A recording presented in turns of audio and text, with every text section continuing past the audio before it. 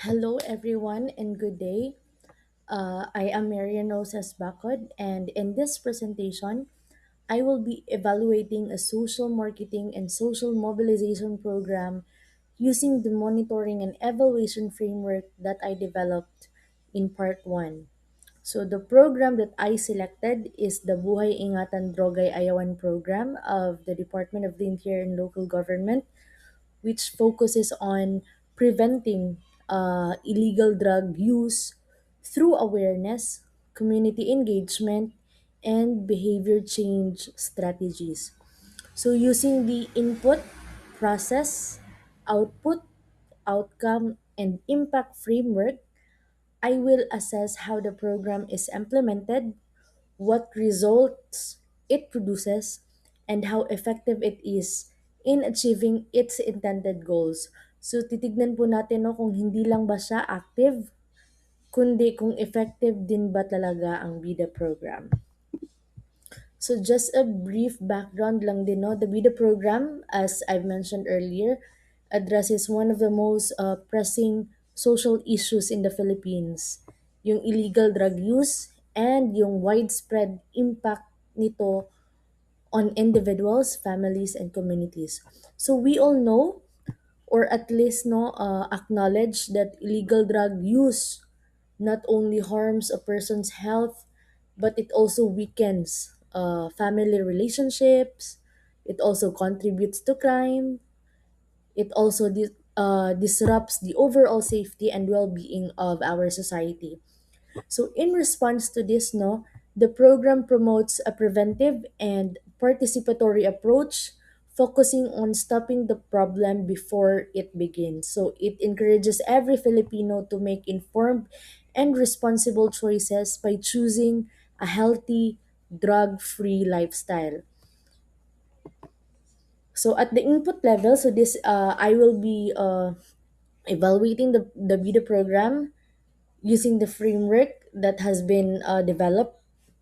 So at the input level, no, the BIDA program demonstrate strong institutional and organizational support. So we all know that it is led by a national government agency, yung DILG, and it is implemented through partnerships with local government units, law enforcement agencies like the PNP, the Bureau of Fire Protection, the PDEA, also the civil society organizations, and community groups. So the program utilizes financial resources, yung mga trained personnel, advocacy materials, and communication platforms to support its activities. So makikita po natin na there is solid foundation yung program, there is resources, there is people, and there is partnership. So this is very important no, because inputs determine the capacity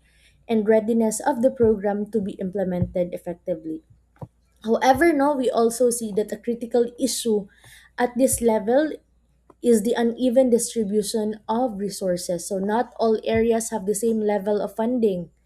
Not all areas have manpower or even logistical support. So ibig sabihin po nito, may mga lugar na mas prepared at may iba na kulang. So this creates inconsistencies in program implementation, and there may be it may affect the overall effectiveness of the program. So second is the process. So at this level, no, the program implements a wide range of social marketing and social mobilization strategies. So this includes advocacy campaigns, community engagement, events such as fun runs, no, yung mga assemblies, mga capacity building activities, and even partnerships with other sectors. So the program actively engages communities and promotes participation. So dito po natin makikita that the program is very much alive, no? Interactive, and it is very visible sa public. So these processes are aligned with key principles of social marketing, particularly po in influencing awareness and encouraging participation by the people. However, again, no, a critical concern is the variation in implementation quality. So While some areas may conduct well organized and impactful activities, others may only implement basic or yung mga compliance lang na driven action. So hindi pare-pareho yung execution. May strong na implementation, meron ding weak. So this indicates no that there is a need for stronger standardization, training and supervision at the local level. So at the output level naman, the program shows strong performance in terms of activity implementation and reach. So may mga numerous campaigns and events that has been conducted, and a large number of individuals are reached across different communities. In fact, no, sa PIA, Philippine Information Agency, nanguna or at least one of the top three most known program sa government ang BIDA program. So the program has high visibility and is widely recognized as mentioned earlier, no. So these outputs indicate that the program is actively implemented and operational. So yung output limitations naman mainly measure quantity rather than the quality. So while it is important to reach many people, this does not necessarily mean that the message is fully understood or internalized. So hindi po porket na marami ang participants, there is real impact right away. So this highlights the limitation of relying heavily on output indicators. So at the outcome level naman, the program aims to influence awareness, attitudes, and behavior. So there is evidence that awareness about illegal drug has increased, tumaas po, and communities are more engaged in advocacy efforts. So participants may develop more informed perspectives and positive attitude toward prevention. So may initial signs na nagbabago ang mindset ng mga tao. Pero yung outcome gaps naman na nakita po natin, there is a major gap exists in measuring actual behavior change. So while awareness and participation can be observed, there is limited data showing whether individuals consistently adopt drug-free behaviors over time. So ito po yung pinaka-importanting outcome but also the hardest to measure. So without strong outcome indicators, no, it becomes very difficult to determine whether the program truly influences long-term behavioral changes. So at the impact level naman, the program aims to contribute to a long-term outcome such as safer communities, reduce drug use, and improve quality of life. So these are aligned with broader social development goals.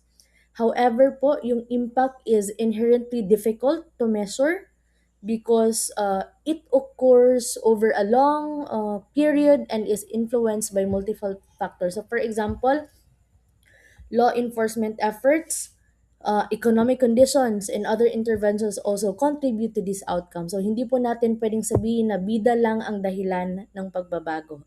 So this creates an attribution challenge where it is difficult to isolate the program's direct contribution to long-term results. So therefore, no, while the program contributes to impact, it requires sustained implementation and stronger evaluation methods para ma-demonstrate yung long-term effectiveness niya.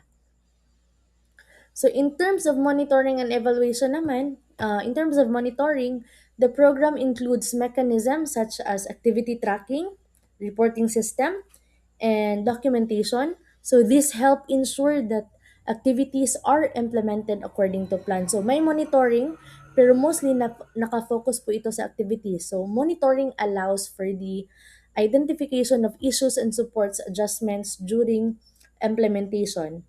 However, current monitoring practices are more, what do we call this, more focused on tracking outputs rather than outcomes. So this limits the program's ability to assess deeper levels of effectiveness. In terms of evaluation naman, there is a need for stronger and more systematic approaches. So evaluation should include baseline data, follow-up assessments, and both quantitative and qualitative methods such as yung mga survey, yung mga interview, yung mga focus group discussions. So kailangang mas evidence-based based ang evaluation and hindi ito descriptive.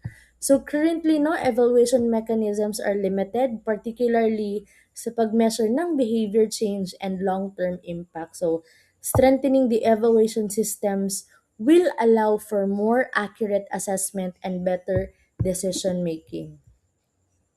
So overall, the Buhay Ingatan Droga Ewan program demonstrates a very strong implementation, wide reach, effective awareness, and yung effective awareness building. So it successfully mobilizes communities and promotes key messages related to drug prevention. However, no, yung effectiveness niya at the outcome and impact level remains less clear due to yung mga limitations in measurement and data systems. So strong sa implementation, but there is a need for improvement sa evaluation. So based on this evaluation, no, several recommendations can be made. First, there is a need to develop clear and measurable indicators for behavior change, yung mga strengthen yung monitoring and evaluation.